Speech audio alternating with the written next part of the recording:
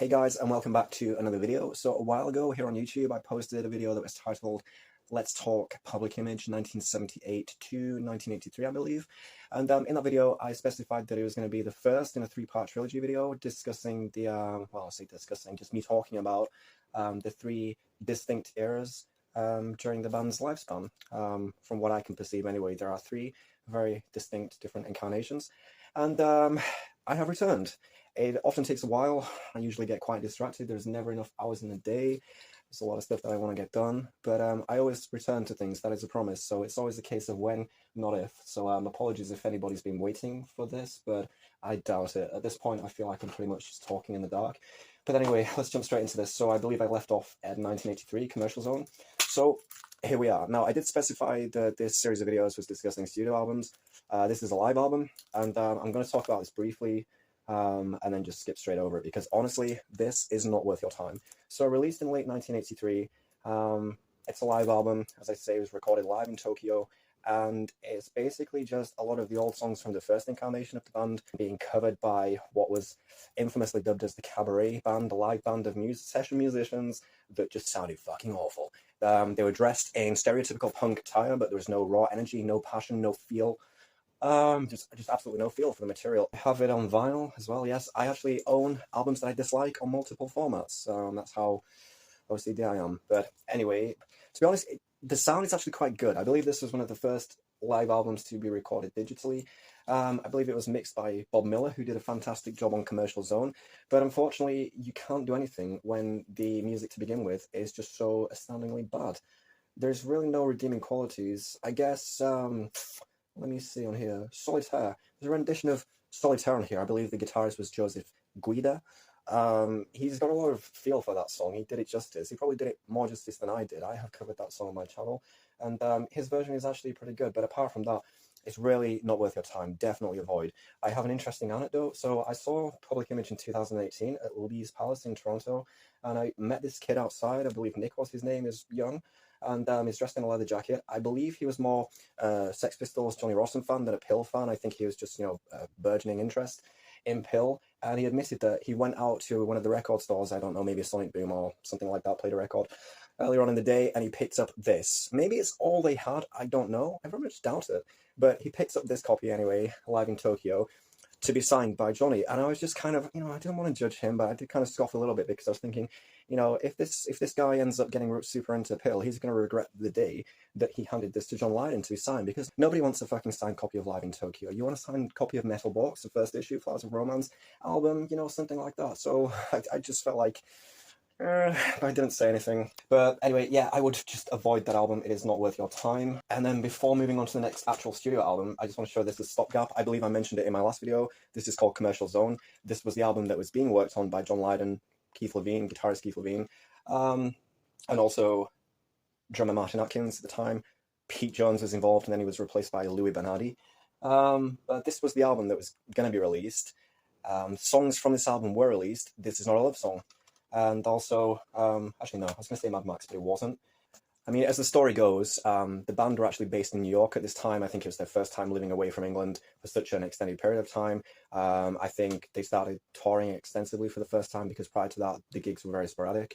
So they had a heavy touring schedule throughout 82, 83, and I just think living in NYC got a bit too much for them. Tensions rose between particularly John and Keith, and yeah, their relationship soured, and Keith basically ran off with the master tapes for Commercial Zone. He flew back to the UK. He presented them to Richard Branson, head of Virgin Records, and he basically tried to blag it. He said, this is the album. Yeah, we finished it. I've got the green light from Johnny. This is the album.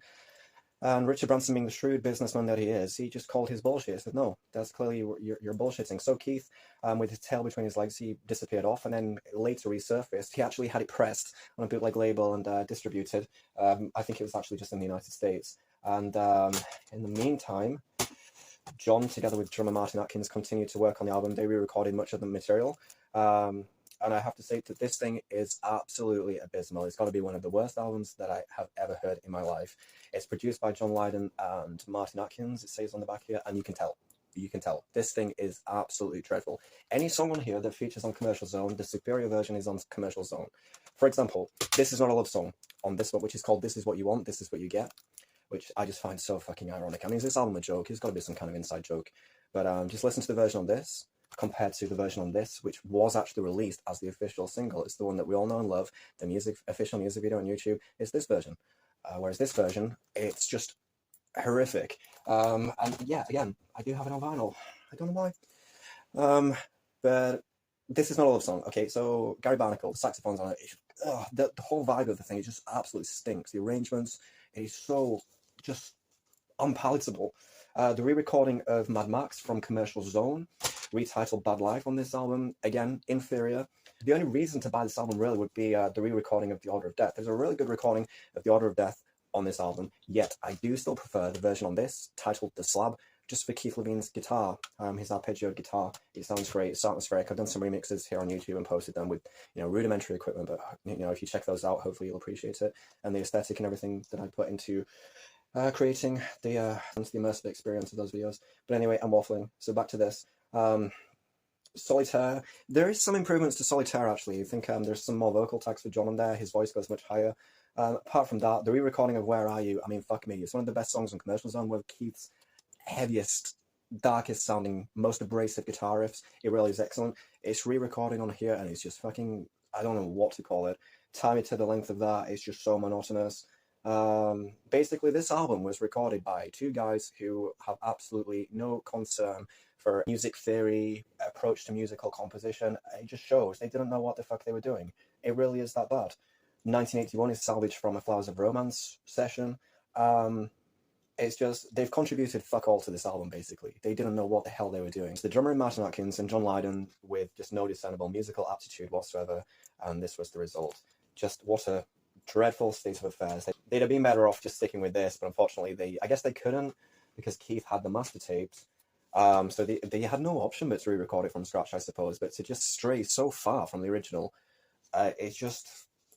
it would have been better off to just abandon the whole fucking thing and start over. Hire another guitarist, somebody who can contribute to the songwriting process. I don't know, but it is just absolutely abysmal.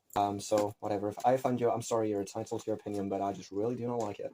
But anyway, yeah, so I'm going to move on. Firstly, I just want to mention 1985. So 1985 saw more extensive touring with another formation of the Cabaret live act collective.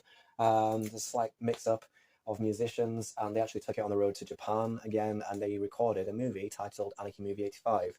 It's a very interesting movie. I do like watching it, but the actual musical performances, again, dreadful. It's just Cabaret. The Japanese loved it, but I just, no, it's awful. Again, it seems so fake and contrived. They're all dressed in leather jackets. The attitude and everything is just, I don't know. After 1985, they recorded another album. I say they, it was just John Lydon by this point. It's called Album or Compact Disc, or if you have it on cassette. If you download the MP3, it's called MP3. You get the idea. Just a generically titled album. And actually, some of the tracks on this album, and I'm looking at the credits now, Yevin Bruni, Schultz, these are guys who are members of the Cabaret touring group of 85. So they actually contributed to some really good songs on here. Fishing, Round, Bags.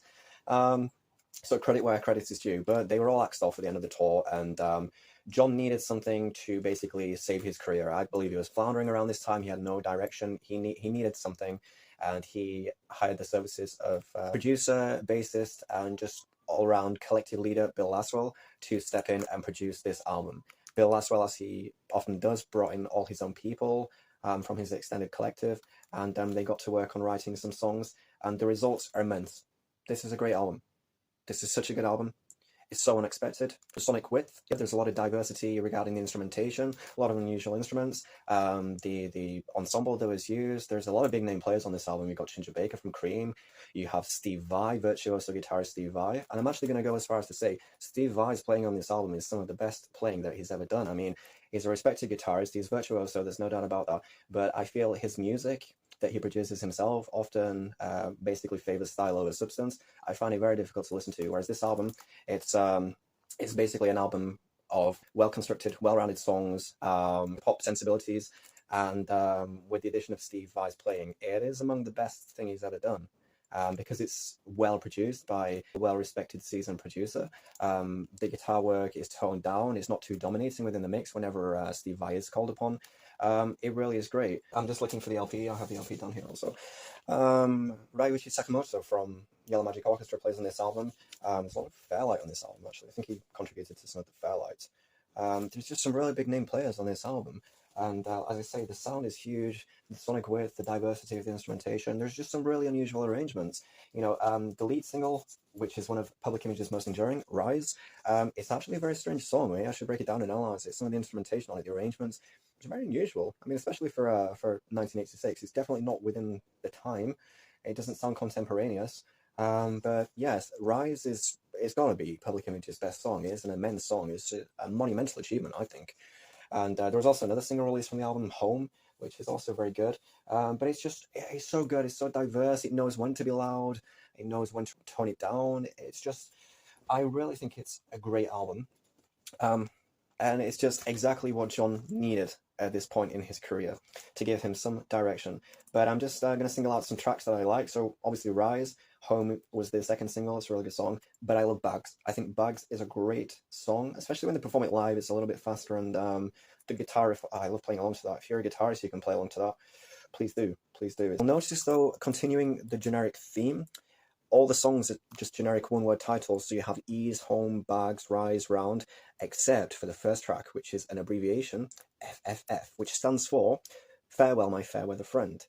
And it just annoys me, because every single track is one word, except for this, which you've abbreviated down, FFF. Why not just call it Friend? Friend. And it's always got to me. It's always really pissed me off, so for that reason alone, I don't know, I have kind of issues with FFF. But, okay, so anyway, I'm going to move on. So, after the release of the album, there were another live band that were recruited by John. This included John McGeoch, guitarist of Susie and the Banshees, a lot of bands actually, but particularly Susie and the Banshees. Vastly underappreciated guitarist. I mean, his contributions to the new wave guitar sound, his open string arpeggiating, particularly on songs like Spellbound by Susie and the Banshees. This guy is so influential, often cited as the 80s Jimmy Page, which is actually very high praise, so I guess he's not that underappreciated. But anyway, there was John McGeoch, Lou Edmonds, Bruce Smith on drums, Alan Diaz on bass. And so they started touring the material from album and also some of the material from the first incarnation of Pill, and I don't think it was any good. They didn't know what to do with the material at this point. They didn't have a feel for it. They didn't know how to play it. I posted some live bootlegs from that era on my channel. You can check those out. Let me know what you think, but I just don't think they were very good. However, they came into their own by 1987. They started getting a feel for each other, writing their own songs, and then in 1987 they released an album of original material composed by themselves, and it's called Happy. I have the cassette here. I have this CD somewhere else. I used to have the vinyl, I no longer have the vinyl. I would like the vinyl again. If somebody wants to send me the vinyl, then please do. I will be very, very much appreciative of that, to be the recipient of that. But anyway, here it is. And I do really like the artwork, how it's stylized. It's inspired by Hunted Faster. And you'll notice this recurring theme on a lot of videos that I post from this era on my channel. In terms of production, this is not good. It's not good. It's produced by Gary Langan, I believe. It doesn't say on here. But it's just very strange. It sounds very hollow, weird, gated drum sound. It just is strange. However, there are some good mixes. For example, the lead single, Seattle, is a fucking great song. Please go check that out. Seattle, what a great alternative rock song. I believe it was actually a very big hit on alternative rock radio, and still is. It still gets airplay. It still receives airplay even today. Seattle. And Rules and Regulations is a really good song. I like it. And The Body. Okay, so The Body, this is a weird-ass song. I'm going to show you some stuff now. I have the 7-inch single here. That's the UK 7-inch single, okay? And then, let's pause that actually. Right, so UK 12-inch, and then I have the 1988 promo release of The Body. This was released to drum up, I think, interest in their tour supporting INXS in 1988. This is signed by Lou Edmonds, that's Lou there, and also Johnny Rossen, John Lydon. There's a ticket there, that's Lee's Palace, Toronto, 2018. Lee's Palace, what can I say about that venue? It's a cool place, but if I'm being honest, it's a fucking dive. But I suppose, you know, beer sod and piss stained dives kind of, you know, go hand in hand with rock, as it were. I suppose that's kind of cool. You know, but it's a decent venue, but it's fucking scruffy. Whereas the Horseshoe Tavern, that's a lovely venue in Toronto, but it's very small, so you can't really get any big, you know, big name acts in there. The Body is really strange. It's a really weird song, but I just like it. You know, I like weird shit. I like weird songs. I like anything interesting. and that is certainly interesting. I feel like it may be written in Dadgad. I don't know, just something in my head. I don't know, it feels a bit weird. I'll have to check that out. I'll return. I'll probably do a guitar cover of it at some point. I feel like it may be in Dadgad. So anyway, yeah, The Body, there's Save Me, Hard Times. Hard Times is an interesting song. I believe Lou Edmonds plays mini combos on that. It's a really interesting sound. Open and Revolving, that's a really interesting instrumental. Angry, Fat Chance Hotel, that's got a bass line that's kind of reminiscent of Pop Tones, only it's not played very well. The tone isn't very nice. All in all, it's a decent album produced poorly, in my estimation. I'm sorry if I offend Gary Langan, but yeah, anyway, so yeah, check it out if you want to, but it's not the greatest, even though I have a framed poster of it for some reason. Like, again, I like the artwork. I'm very much into aesthetics. But following the release of Happy, the band toured extensively throughout 1988, as I've already mentioned, supported INXS on their US leg of the tour, and the band were really coming into their own. In fact, a lot of people who I spoke to who were in attendance at those gigs, they say that they went there to watch INXS, but they kind of left feeling deflated, feeling quite underwhelmed when INXS took to the stage following Public Image because they were so loud and so energetic. And that's something I'm going to mention, actually. Most of the songs on here, if you can check out live versions, I've uploaded a few stereo soundboards on my channel. There's so much more energy that goes into these performances. They're louder. I would definitely recommend checking out most of these songs live. So Open and Revolving. If you can watch live at Glasnost Rock Summer Festival Estonia here on YouTube, that is an immense concert. John's voice is fucked, but still it doesn't detract from the band's performance whatsoever. But as I say, in 1988 they were on fire. They started to write songs while they were on tour because they had such a busy schedule. Fuck. And yeah, they started to compose songs on tour because their schedule was so busy and hectic. And the result was this: 1989's 9. But yeah, before I got to the final product that we see here, they had all the compositions, all the songs wrote, and they actually turned to Bill Laswell again, the guy who was responsible for Album. And basically, Bill Laswell, new live band, John McGeoch, Lou Edmonds, Bruce Smith, Alan Diaz, he gave them like an audition. And then he basically said, "You're not good enough." To John Lydon, "I want to bring my own people in," which is what he kind of does anyway. And he felt this was justified. He said, "I've given your guys a chance and they're not good enough," with the exception of John McGeoch, who by this time was really becoming almost virtuoso level. He was really getting good around this time. So, but John Lydon said, "No, these are my boys. I'm not going to throw them out into the cold, so I'm sticking with them." So that was basically it. Bye-bye Bill Laswell and Severed Ties. And I don't think they've ever reconciled to this day. After the fact, Bill Laswell went on record as saying that he said the world needed John Lydon to make a heavy metal album, but he gave us a bad disco album, which is not wrong. It's a bad disco album, but you know, it's also very weird, which makes it interesting as far as I'm concerned. Bill Laswell was probably right, but I'll elaborate more on this later. But for now, it is like a disco album, but it's very strange. It's very 80s. It's produced by Stephen Hague, so you can kind of imagine. However, this is not like early 90s fresh-sounding Stephen Hague. You know, you think Kiss Them For Me by Susie and the Banshees. No, this is, even though it's 1989, it sounds hella dated. It sounds really fucking dated. But it is interesting, actually, because the way that everything's arranged, there's a lot of dynamic range within the instrumentation, and it's just got the right amount of quirkiness to keep you invested, even though some of the material is not actually that strong. However, it does bear the single Disappointed, which was a huge hit for them. I also have the cassette here, but Disappointed, yeah, 12-inch single here. It's UK, that one, I believe. Also have the 7-inch here. And that's a really big hit for them. It's a very interesting song. That one is definitely in drop D. John McGeoch plays in drop D on that. But I have the cassette here. But it also has another single, Warrior, which is, in my estimation, the best song on the album. It's really interesting. And there's actually, the opening track on this is called Happy, and it is not affiliated with this album, titled Happy, question mark though, in any which way, shape or form. And Happy is really good, especially the extended mix. There's also, half of the album was produced by Eric Thorngren, also known as E.T., I believe. It's Warrior. US LS1. This was written about the Lockerbie bombing. Now, John Lydon and his wife Nora were actually booked to be on that plane. Something happened, fate intervened, and they subsequently were not on that flight, and, you know, we know how it ended. So he wrote the song US LS1 about it. Useless One. Let's see, Sandcastles in the Snow, that's strange. Worry, Brave New World, Like That, Same Old Story, Armada. These are really strange, quirky songs, and they do keep me invested because of that reason. I don't listen to it that much anymore, but it is actually an interesting album. It is not so palatable I guess, for the general public, but it's definitely not something that the general public would go out and buy and, you know, be interested in. But if you're already a public image fan and you've got the, you know, you're invested, you're willing to invest in this, you know, it is quite rewarding after a while. So definitely don't just discard it, give it a chance. It's a fairly decent album, but I agree with Bill as well. It's probably not what he needed at that time. Okay, so moving on. And I just found something else down here. So this is Keith Levine, Violent Opposition. I believe this is from 1989. It's just the EP, it's not the full album. It was originally released in 87, but I think this is a repress from 89, possibly 88. But it's around the same time as the other material that I've just shown you from Public Image. So I just thought it was interesting to show you what Keith was up to at the same point in time, because obviously they're, you know, timelines separated. They went off on different tangents in the early 80s, and, you know, as people so often tragically do. And, you know, this is what Keith was up to at the time.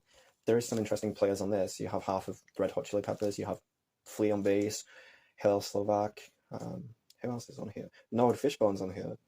Bob Forrest's on vocals on some tracks. It's okay. Keith Levine was actually supposed to produce the Red Hot Chili Peppers' 1987 album, The Uplift Mofo Party Plan. However, this fell through. I did post his session demos on YouTube, but I think it's got copyrighted in most countries, so I'm sorry about that. Check it out if you want to. It's not anything of significance, I don't think. But anyway, moving on, 1990, and we have a greatest hits. So we're starting to cash in at this point. They're resting on their laurels and cashing in, I guess. The greatest hits so far, though, so maybe they're not. You know, maybe they plan on releasing a lot more albums. And there is actually one new song on this. It's called Don't Ask Me. It was written in 1990 by the bassist Alan Diaz. It's actually a quirky little song. It's quite fun. I like it. I think the record label wanted them to write something that sounded like Edith Piquel, which I don't know, but they got Don't Ask Me. I like it. There's a really humorous music video for it here on YouTube. Check it out. It's a cool little song. I like it. There's also another non-album single around this time called Criminal, which was written for the Point Break movie. And I believe it was actually featured on the soundtrack. It's been a long time since I've seen it, but I'm sure it was included. But for some reason, it was not included on this greatest hits so far. Possibly because it wasn't released as a single. It was just released on the soundtrack score album for the film, for the movie, Point Break. Keanu Reeves, what a guy. So anyway, moving on. They did nothing in 1991. There's no touring in 1991, no releases, nothing. But then they return in 1992 with this. So 1992, and we have this album here, That What Is Not. Honestly, this is a really good album. This album is fucking great. So I talked about how Bill Laswell said that what the world needed was for John Lydon to make a heavy metal album. That's essentially what this is. It's 3 years too late. It's 3 years after the fact, but this is what they went ahead and did. It's not as eclectic as a Bill Laswell production would have been, but you know what? It is straight up heavy metal in a lot of places. John McGeoch was clearly getting very, very into heavy riffs at this point. There's a lot of metal scales within it, and it also bore the single "Cruel," which I have somewhere down here. Cruel. This is my favorite Public Image song of all time. This is fantastic for many reasons, but what I'm going to do is I'm going to single out John McGeoch on this song. So John McGeoch is famed for open chord arpeggiating, and he kind of lost himself along the way with Public Image, but he returns to form here. The intro on this is beautiful. His arpeggio on this song just sounds so good, but also he doesn't arpeggiate throughout the song. He mixes it up and he starts playing very, very heavy sort of metal power chords, and I've got a really interesting story. So actually, I've got some tickets here. So this is Brooklyn Steel. Cool venue, by the way. It's a really nice venue. It's like an old converted warehouse.